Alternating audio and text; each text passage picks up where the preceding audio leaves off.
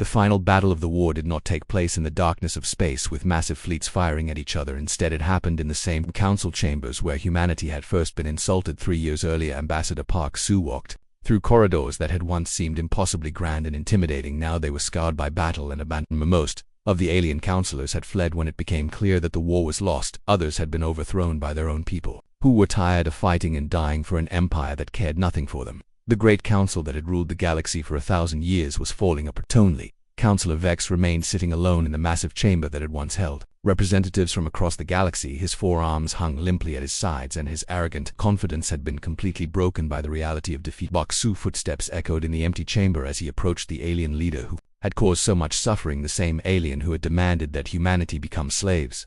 The same creature who had laughed at human offers of friendship. "You have destroyed everything," Vex whispered without looking up. 10,000 years of peace and order gone because your primitive species could not accept its proper place in the galaxy. Park Sue sat down in one of the chairs that had once been too big for him. Now, after 3 years of war and struggle, he seemed to fill the space completely. His face showed the wariness of someone who had seen too much death, but his eyes remained clear and determined. "We never wanted to destroy anything," he said quietly. "We came here seeking friendship. We offered to share our knowledge, our culture, our strength with every species in the galaxy. You chose to see us as slaves instead of equals." Vex finally looked up at the human, his tentacles twitching with the last remnants of his old anger. "And now what will you do? Will you enslave us as we tried to enslave you? Will you build your own empire on the ruins of ours?" Park Sue shook his head slowly. "We are not you, Counselor. We do not want an empire. We never wanted to rule over other species. We want something much simpler and much more important." "What?" Vex asked bitterly. "We want respect," Park Sue said firmly. "We want to be treated as equals. We want every species in the galaxy to have the right to choose their own path without being forced into slavery or submission." The new galactic order that emerged from the ashes of the Council War was unlike anything the galaxy had ever seen. Instead of one dominant power controlling everything through fear and oppression, dozens of species formed loose alliances based on mutual cooperation and respect. Humanity found itself at the center of these new alliances, not as conquerors but as the species that had shown others how to break free from tyranny. The Human Diplomatic Corps, led by veterans like Ambassador Park Sue, worked day and night to prevent future conflicts through negotiation and understanding, but they never forgot the lesson of the Council War. Peace was precious and worth fighting for, but it could only exist between equals. And sometimes the only way to earn respect was to show that you were willing to fight for it. That galaxy was not perfect. There were still pirates and criminals who preyed on the weak. There were still species that tried to dominate their neighbors, but now there were those willing to stand against them. Han Bin, now promoted to Supreme Commander of the Human Defense Force, stood on the bridge of his new flagship, the New Dawn. The massive ship had been rebuilt and improved with technology shared by humanity's new allies around him. His crew worked alongside aliens from a dozen different species, all united by their commitment to freedom and equality. "Supreme Commander, we are receiving a distress call from the Outer Rim," his communications officer reported. It was Tell, a young Zephyrian who had joined the human fleet after her species withdrew from the Council. "Pirates are attacking a civilian convoy." Admiral Han Bin smiled grimly. The galaxy was still dangerous, still full of those who would prey on innocent people, but now there were those willing to protect them. "Set course for the Outer Rim," he ordered. "Maximum speed. And send a message to the pirates." "What should it say, sir?" Tell asked. Admiral Han Bin's smile grew wider. "Tell them that the Human Defense Force and our allies are coming. Tell them that the age of bullies and tyrants is over. Tell them that if they want to hurt innocent people, they will have to go through us first." As the New Dawn jumped into hyperspace, its crew of humans and aliens working together in perfect harmony, it carried with it the promise of the new galaxy, a galaxy where strength was measured not by the ability to dominate others but by the willingness to protect those who could not protect themselves. On Earth, President Choi Da, now in her second term of office, stood before the Global Assembly addressing representatives from every human colony and allied species. The chamber was filled with creatures of all shapes and sizes. "United not by force but by choice, my friends," she said, her voice carrying 2 billions of beings across the galaxy. 3 years ago we were alone in the universe. We sought friendship and found only hatred. We offered cooperation and received only demands for slavery. Her voice grew stronger as she continued. "But we refused to accept that fate. We chose to fight for our freedom, and in doing so we inspired others to fight for theirs. Today the galaxy is free, not because we conquered it, but because we showed that freedom is worth any price." The assembly erupted in cheers and applause from dozens of species: humans, Zephyrians, Altarians, former Council species, and new civilizations that had been discovered in the wake of the war's end. All of them free to choose their own destiny. President Choi Da raised her hand for silence. "There is still work to be done. There are still those who would return to the old ways of oppression and slavery. But as long as we stand together, as long as we remember that freedom is not free, we will prevail in the outer regions of the galaxy." Former Counselor Vex lived in exile on a small uninhabited planet. He spent his days writing memoirs that no one would ever read, trying to understand how his perfect empire had fallen to a species he had considered inferior. Sometimes he would look up at the stars and wonder what the galaxy would have been like if the Council had treated humanity with respect instead of contempt, if they had offered friendship instead of slavery, if they had seen humans as equals instead of animals. But those thoughts always led to the same conclusion: the Council had made their choice when they decided that might made right.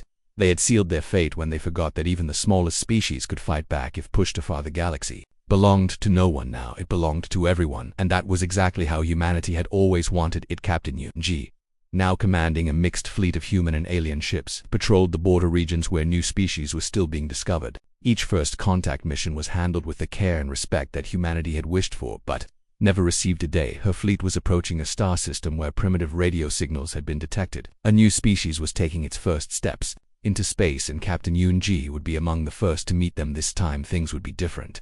This time the newcomers would be greeted with friendship, offered cooperation, and treated as equals. This time the galaxy would show its best face to those who were just beginning their journey among the stars. The Galactic Council had indeed gone too far when they tried to enslave humanity, but in doing so they had inadvertently created something beautiful, a galaxy where freedom was not just a dream but a reality for all who chose to embrace it. The age of empires was over, the age of cooperation had begun. And at the heart of it all was a simple truth that humanity had always known: every being in the universe deserved to be free to choose their own path, to follow their own dreams, and to live without fear of those who would make them slaves. That galaxy had learned this lesson at a terrible cost, but it was a lesson that would never be forgotten as long as there were humans among the stars to remember why they had fought and what they had won.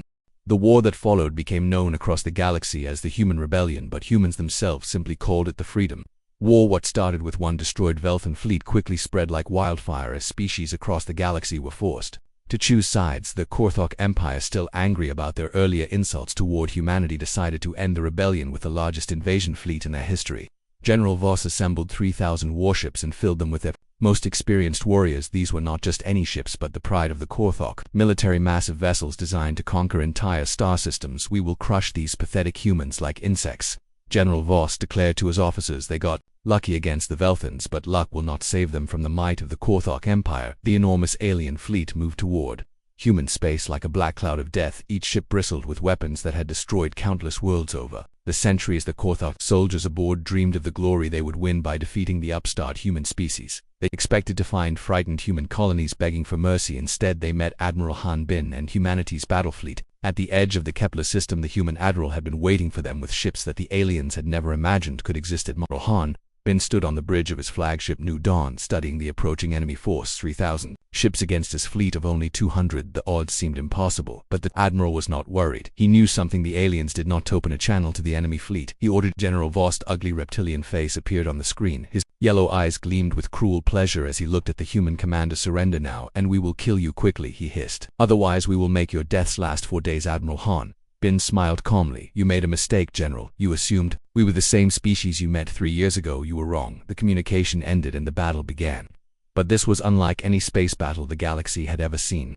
The aliens expected their superior numbers to overwhelm the humans quickly. Instead, they encountered tactics that seemed to come from nightmare. Human ships moved through space like packs of wolves. They appeared from nowhere, struck with devastating force, and vanished before the aliens could respond. Their weapons cut through Korthok armor like hot knives through butter, but most terrifying of all was the humans' apparent willingness to sacrifice their own lives to destroy larger enemy vessels. Captain Osei commanded the human destroyer Defiance. When his ship weapons failed during the battle, he made a decision that shocked both sides. He aimed his damaged vessel directly at a massive Korthok battlecruiser and activated his engines at maximum power. The Defiance rammed into the alien ship at incredible speed. The explosion could be seen throughout the entire star system. Both ships died in the collision, but Captain Osei's final transmission was heard by every human and alien in the area. "Remember Earth," he shouted just before the impact. Those 2 words. It became humanity's battle cry. The Korthok fleet, which had expected an easy victory, found itself fighting an enemy that simply would not give up.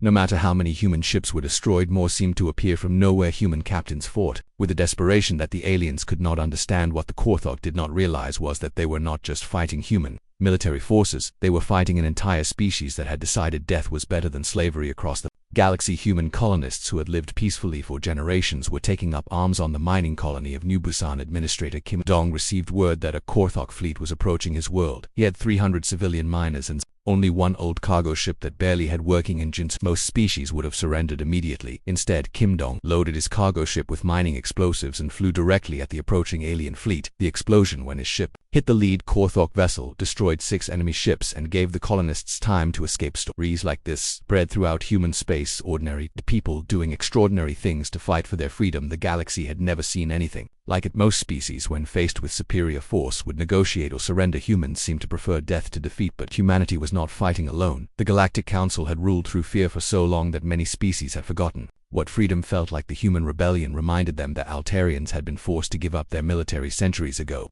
When they joined the Council now, they secretly began providing humans with detailed information about Council fleet movements. The insectoid hive minds of the Outer Rim, who had suffered under Council taxation for generations, started deliberately delaying supply shipments to Council forces. The most shocking betrayal came from within the Council itself. Ambassador Qin of the Zephyrians had watched the Council chambers when Ambassador Park Su made his famous refusal.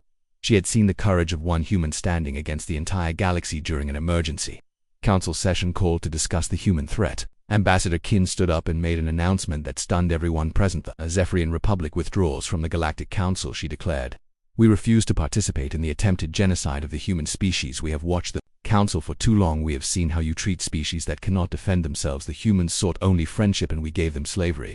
They deserve better from all of us. Councilor Vex tentacles writhed in fury as he screamed at the Ambassador, traitors, all of you. The humans are a disease that must be eliminated before they spread their chaos to every corner of the galaxy. But his words fell on increasingly deaf ears. The humans had done something no other species had managed. In 1,000 years of Council rule, they had shown that the Council could be defeated, that their overwhelming power was not absolute. Ludicrous. The galaxy-oppressed species began to remember what freedom felt like. The Drachnari, who had been forced to mine radioactive crystals for the Council, began sabotaging their own operations.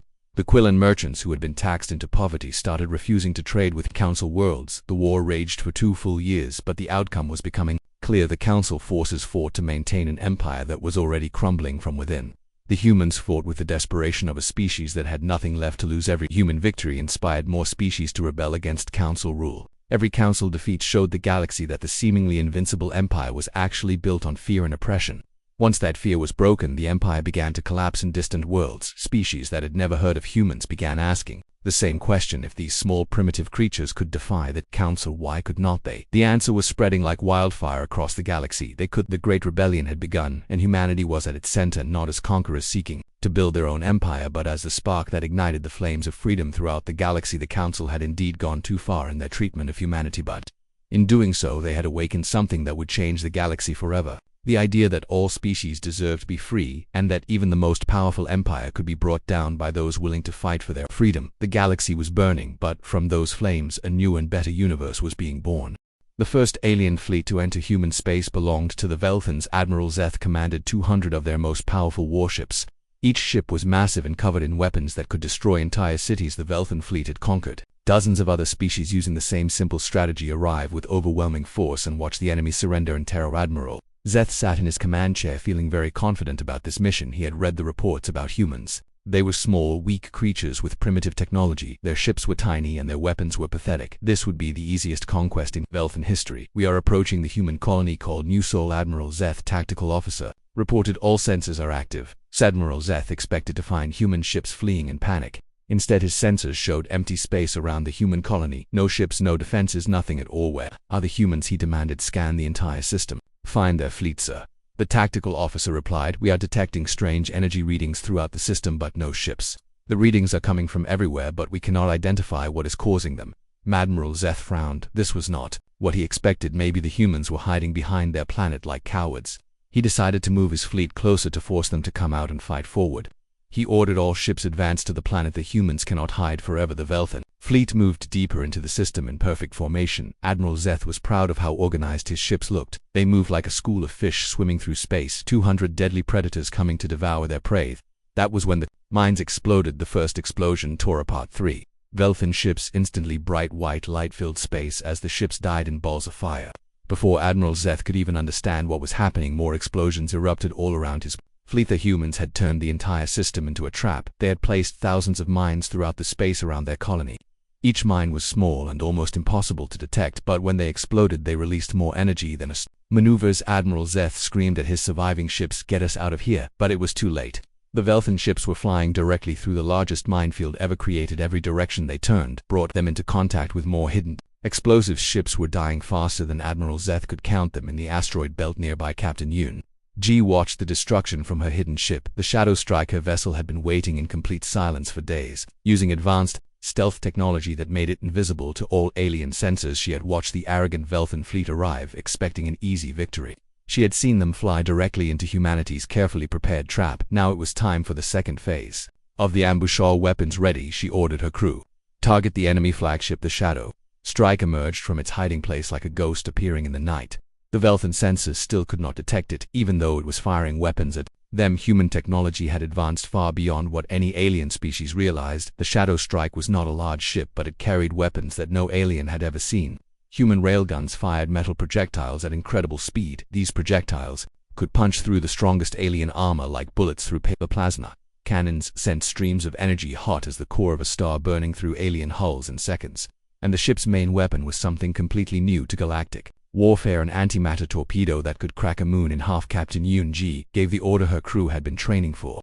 Fire everything. The Shadow Strike unleashed all its weapons at once. The Velthan flagship Admiral Zeth's pride and joy exploded in a ball of blue fire so bright it could be seen from the human colony. Admiral Zeth died without ever knowing what had killed him, but the real shock was yet to come as the surviving Velthan ships tried to escape the minefield. Massive shapes began appearing out of hyperspace. Human reinforcements were arriving, and they were nothing like what the aliens expected. The aliens had seen small human diplomatic ships and assumed that was all humanity could build. They were wrong. The ships now appearing were enormous black battleships covered in weapons and armor.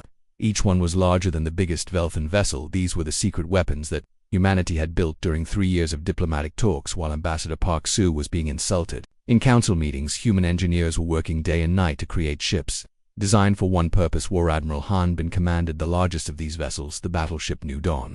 His ship alone carried more firepower than the entire surviving Velthan fleet. As his massive vessel emerged from hyperspace, he opened communication channels to the terrified aliens. "This is Admiral Han Bin of the Human Defense Force," he announced. "You entered our space with hostile intent. You came here to enslave our people. You chose war over peace. Now face the consequences." The New Dawn main weapons fired once. The energy beam that emerged was wider than most spaceships. It struck the largest remaining Velthan vessel and simply erased it from existence. The ship did not explode or break apart. It just disappeared as if it had never been there. All the surviving Velthan ships tried to surrender, but Admiral Han Bin was not in a forgiving mood. These aliens had come to destroy human colonies and enslave human families. There would be no mercy today. Destroy them all. He ordered. The human fleet opened fire with weapons the galaxy had never seen before. Energy beams that could cut through multiple ships at once. Missiles that could track their targets across entire star systems. Railgun projectiles that moved so fast they were impossible to dodge. In less than an hour, the entire Velthan invasion fleet was destroyed. Not a single alien ship escaped to report what had happened. The first species to attack humanity had been completely annihilated. News of the Velthan fleet's destruction spread across the galaxy faster than light. Alien commanders who had been confident about crushing the weak humans suddenly began having second thoughts. The Korthak Empire, which had been preparing its own invasion force, ordered an immediate halt to their advance. The Council Station Councilor Vex received the reports with growing horror. 200 Velthan warships destroyed by a handful of human vessels. It was impossible, yet the evidence was undeniable. The humans had weapons that could destroy entire fleets. Emergency session. He ordered all remaining council members, "Bring me our best military advisors. I want to know everything about human capabilities." But it was too late to gather intelligence. The humans were not waiting for the aliens to organize themselves. Across human space, the secret fleets were moving into attack positions. No longer would humanity wait for aliens to come to them. Now they would take the fight to their enemies on Earth. President Choi De addressed her people from the emergency command center. Behind her, holographic displays showed human fleets moving throughout the galaxy for the first time in 3 years. She looked truly happy. "My fellow humans," she announced, "the aliens thought we were weak. They thought we were primitives. They thought we would surrender without a fight. They were wrong about everything." Her voice grew stronger as she continued. "We are not animals. We are not slaves. We are humans, and we bow to no one. The aliens wanted war. Now they have it." President Choi De next words would be remembered forever by every human who heard them. "Let them come with their fleets and their arrogance. Let them bring everything they have. We will show them what humans can do when we stop being nice. We will show them that our greatest strength was never our ships or our weapons. It was our refusal to give up no matter how bad things look." Across human space, colonists who had lived peacefully for generations began preparing for war. Mining ships were converted into weapons. Cargo haulers became troop transports. Space stations turned into fortresses. Every human settlement became a fortress, ready to fight. The galaxy had made a terrible mistake. They had pushed humanity too far. Now they would learn that the most dangerous thing in the universe was not a massive alien fleet or a planet-killing weapon. It was a human who had finally decided to stop being polite. The war was just beginning, but the outcome was already becoming clear. The aliens had superior numbers and older technology, but humans had something the aliens did not understand: the willingness to do whatever it took to protect their freedom. In the darkness of space, human ships moved like wolves hunting their prey. They struck fast and disappeared before the enemy could respond. They used tactics and strategies that confused alien commanders who were used to fighting predictable battles. The galaxy was about to learn a lesson it would never forget: never push humans too far, because once they decide to fight back, there is no force in the universe that can stop them. The first shot from the human ship Resilience hit the Council space station like thunder in the darkness. Captain Lee Hyun had not aimed to destroy the station. He aimed for the big communication dish that sent messages across the galaxy. The explosion lit up space with bright orange fire and twisted metal inside the Council chambers. Ambassador Park Soo felt the station shake under his feet. The aliens around him started screaming in panic. They had never seen anyone attack the Council station. Before some aliens ran for the exits, others hid under their chairs. Counselor Vex stood frozen with his mouth hanging open. Park Soo walked calmly to the center of the chamber where the main communication system was located. He pressed buttons on the control panel with steady hands. Even though the station was shaking and alarms were ringing, he showed no fear. Citizens of the galaxy, Park Soo said into the communication device. His voice was now being broadcast to every planet, every ship, a space station in the known universe. Listen carefully to what I am about to tell you. And planets across the galaxy, billions of aliens stopped what they were doing to listen. Farmers in their fields, merchants in their shops, soldiers in their barracks, workers in their factories, children in their schools. Everyone heard the humans speak. For 3 years, my people tried to join your Galactic Council. Park Soo continued. We came in peace. We offered friendship. We shared our knowledge. We followed your rules. We accepted your insults. We did everything you asked us to do. His voice grew stronger as he spoke, but it was never enough. You called us animals, you called us primitives, you laughed at our technology, you made fun of our appearance, you treated us like we were worthless, and today you went to far the galaxy, listened in silence. No one had ever spoken to the Council like this before. No species had ever dared to challenge their authority. Today, the Galactic Council ordered humanity to surrender. All our ships, surrender all our colonies and become slaves to the alien races.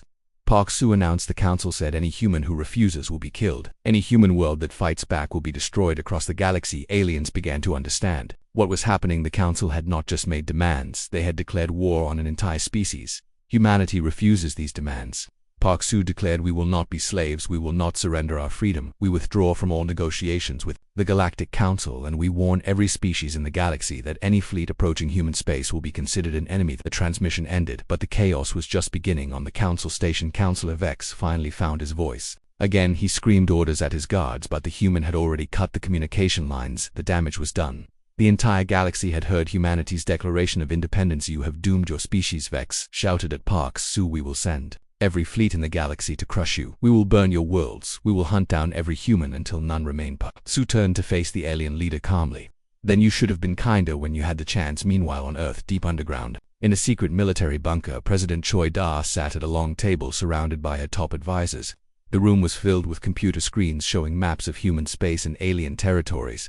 Warning lights flashed red everywhere. General Namu spread holographic star charts across the table showing the positions of alien fleets throughout the galaxy. His face was serious as he pointed to different areas on the map.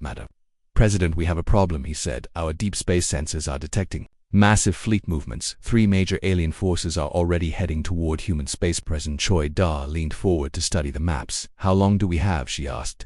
Velthan fleet will reach our outer colonies in 6 days. General Nam Wu replied. The Korthak Empire is mobilizing their entire war fleet. They will arrive in 8 days, and the Council combined forces are gathering at their main base. They could be here in 10 days. The room fell silent as everyone realized what this meant. Humanity was about to face the largest military force in galactic history. 3 different alien empires plus dozens of smaller species were coming to destroy them. Defense Minister Lee So spoke next. Madam President, our regular military forces cannot win against those numbers. We have maybe 200 ships. They have thousands. President Choi Da nodded slowly.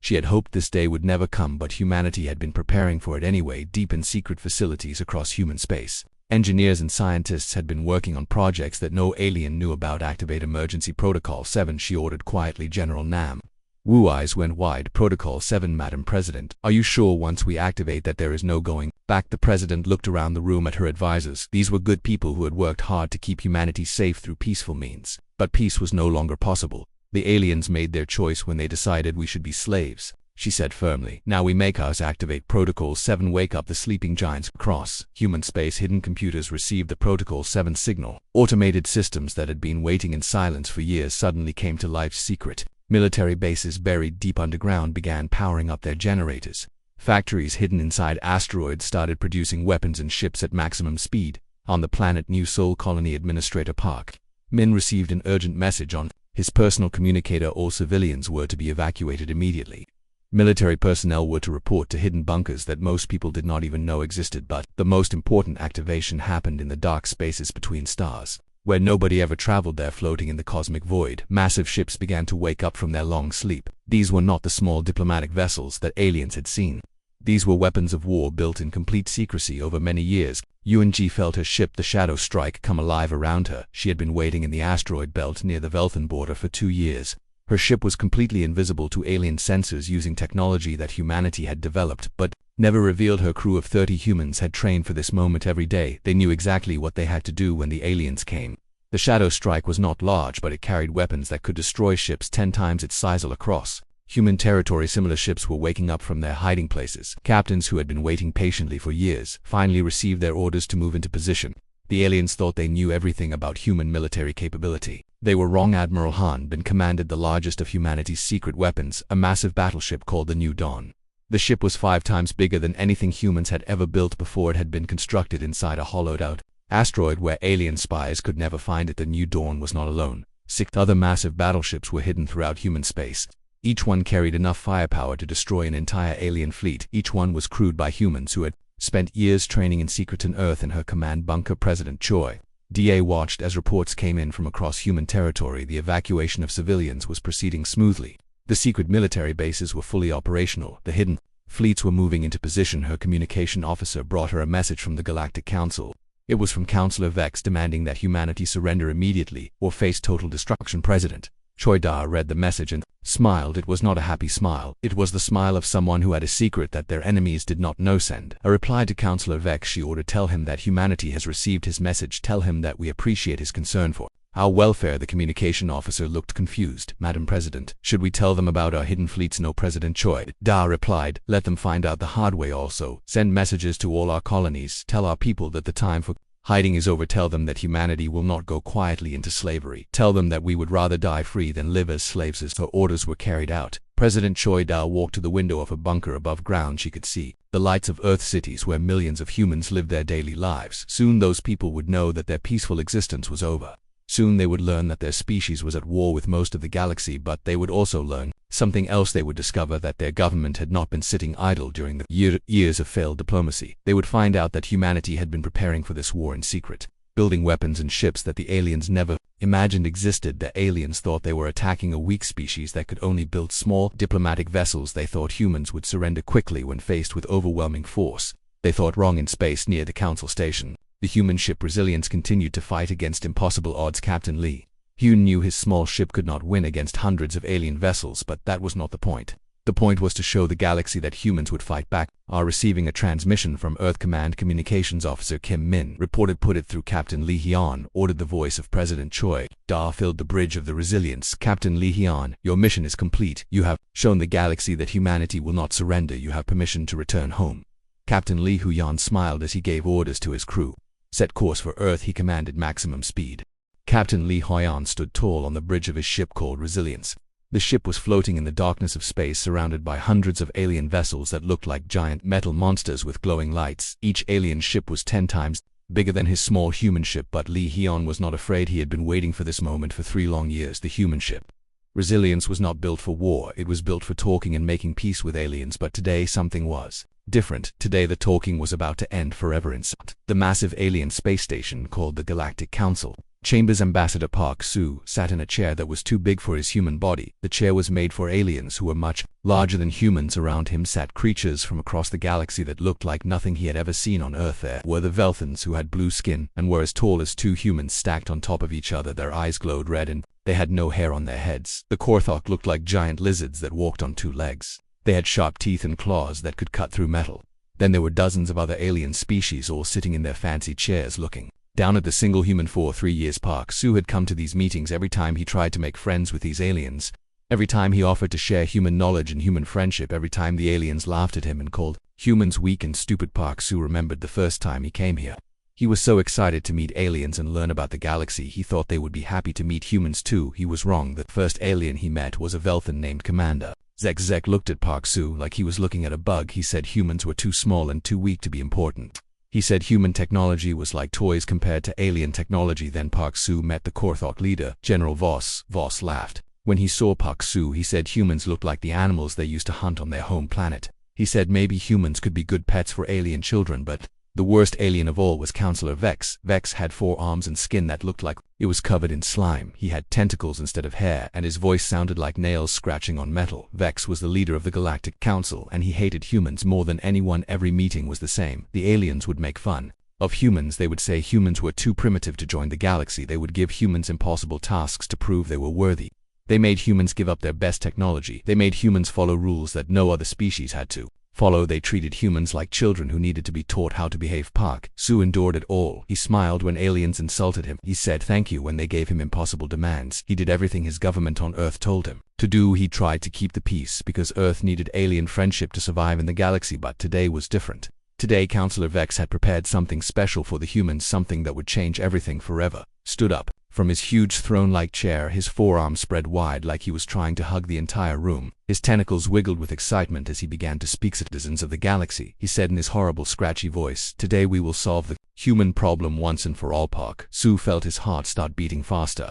The human problem, what did that mean? For too long we have allowed these primitive apes to pretend they belong in our galaxy. Vex continued, we have been too kind to them. We have given them chances they do not deserve. But no more. The other aliens in the chamber started making sounds of agreement. The Velthans made a humming noise. The Korthok clicked their claws together. Other aliens made sounds that Park Soo could not understand, but he knew they were not good sounds today. I present to the council the final solution for humanity, Vex announced. He pressed a button and a huge screen appeared in the air showing words in the alien language, but Park Soo could read it because he had learned their language over the past 3 years. The screen showed new laws about humans, laws that made Park Soo feel sick to his stomach. From this day forward, all human military ships will be surrendered to the Galactic Council. Vex read from the screen, all human colonies will be placed under council control. All humans will serve the superior alien races as workers and servants.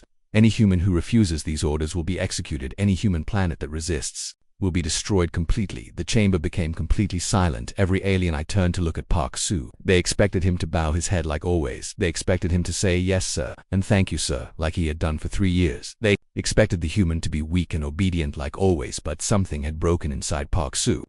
Something that had been holding back his anger for 3 long years. The anger of being treated like an animal. The anger of being laughed at and insulted. The anger of watching his species be humiliated over and over again. Park Soo stood up slowly from his too big chair. His legs felt shaky, but his voice was strong and clear. When he spoke the single word that would change galactic history forever, no, the word echoed through the massive chamber like a gunshot. Every alien stopped making noise. Every alien stared at the small human who had just done something impossible. He had refused a council order. Counselor Vex blinked his ugly eyes. He could not believe what he had heard. His tentacles stopped wiggling and hung still around his head. You misunderstand, human, he said slowly. This is not a request. This is not a discussion. This is an order from the Galactic Council. You have no choice but to obey. Park Soo looked directly at Vex without fear. He had spent 3 years being afraid of these aliens, 3 years trying to make them happy, 3 years swallowing his pride and accepting their insults, but he was done being afraid. And you misunderstand, U.S. Counselor, Park Soo replied. We came here 3 years ago looking for friends. We offered you our knowledge, our culture, our friendship. We wanted to learn from you and share with you, but you treated us like we were nothing. His voice grew stronger as he continued. You called us animals, you called us primitives, you laughed at us, you made us jump through hoops like trained pets. You made us prove over and over that we deserved to exist in your galaxy, and we did it because we wanted peace. Aliens in the chamber started making angry noises, but Park Soo kept talking. But this, he pointed at the screen showing the new laws. This is not about peace. This is about making us your slaves. This is about taking everything we have built and making us serve you forever. Well, I have news for you. Counselor Park Soo smiled, but it was not a friendly smile. It was the smile of someone who had finally decided to stop being nice. We refuse. We reject your laws. We reject your authority over our species. And we withdraw from all negotiations with the Galactic Council. Vex jumped up from his throne, his forearms waving wildly. You cannot refuse the council. You cannot defy us. We have 1,000 fleets. We rule 10,000 worlds. We will crush your pathetic species like bugs, and you should have treated us with respect when you had the chance, Park Soo said calmly. He pressed a button on his communication device and began broadcasting to the entire galaxy. People of the galaxy, he said, his voice now being heard on every planet and every system. For 3 years humanity tried to join your council through peace. We offered friendship and received only insults. We offered cooperation and received only demands for slavery. His voice grew louder and more determined. Today the Galactic Council ordered us to become your servants. Humanity refuses. We will never be slaves. We withdraw from all talks with the Council, and we declare that any alien fleet that comes to human space will be treated as an enemy. The transmission ended and chaos exploded in the council chamber. Aliens were screaming and yelling in their strange languages. Some were calling for immediate war against humanity. Others were shocked that any species would dare defy the council. Meanwhile, on the ship Resilience, Captain Li Huyan received Park Su broadcast. His crew gathered around him, waiting for orders. They all knew what this meant. War was coming. Communications Officer Kim Min spoke first. "Captain, what are your orders?" Li Huyan looked out at the alien fleet surrounding them. He thought about Earth and all the humans living there. He thought about the colonies where human children played and laughed. He thought about the future his species deserved. Send message to Earth's command, he ordered. Tell them the diplomatic mission has failed. Tell them we are done being nice. Tell them to prepare for warfare. Alien fleet commanders expected the human ship to surrender or try to run away. Instead they watched in shock as the small human ship began charging its weapons. The humans were actually going to fight. Captain Li Huyan gave the order that would start the greatest war the galaxy had ever seen.